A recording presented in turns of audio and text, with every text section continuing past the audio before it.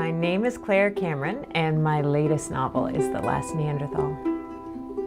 It's the story of a female Neanderthal named Girl, a year in her life, kind of like a nature documentary, and it's her journey to try and keep her kind going forward.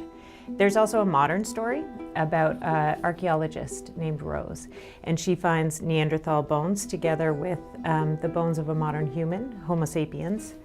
They're sort of interlocked as if they were looking into each other's eyes. And to Rose, that speaks of the Neanderthals' ability to communicate with us.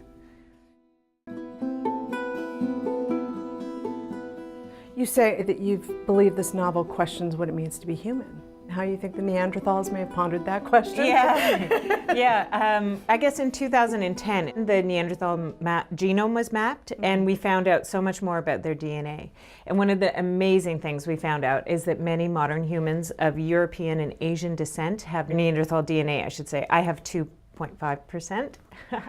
I did one of those tests, and what that means is that not only did we coexist with Neanderthals, but we interbred with them. So we were much, much closer to Neanderthals than we previously thought. I don't know about you, but I was taught in school that Neanderthals were like a sort of medium step between us and the apes, and we evolved out of them and we're like more perfected versions.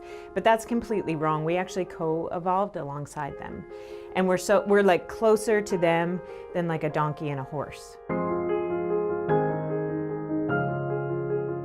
Talk to me about the language barriers. Right, yes. So Neanderthals had hyoid bones, which are a U-shaped bone in our neck, and they anchor the tongue. They also had the FOXP2 gene, which in us enables speech and communication. And those are things that chimps and orangutans, for example, don't have. So it kind of points towards maybe Neanderthals did have language. Experts think they actually had high-pitched voices rather than the grunting we think of, which is kind of funny. But also that they had to force out their words. So I took that as kind of the bedrock and thought, well, maybe they did have language, but a quieter culture. If I had to force out my words, I don't think I speak so much. So I imagine my Neanderthals having some language, but not the sort of constant narration that we live with. Thank you so much for being here. It was an absolutely fascinating discussion. Thank you, JT. Thank you. And thank you for watching A Word on Words. I'm JT Ellison. Keep reading. Will you explain the hashtag pregnant in the field? Oh my goodness, okay. There's a group of archaeologists and scientists who are young women who post pictures of themselves working in the field while pregnant. This is like a natural process and I can still do my job, you know?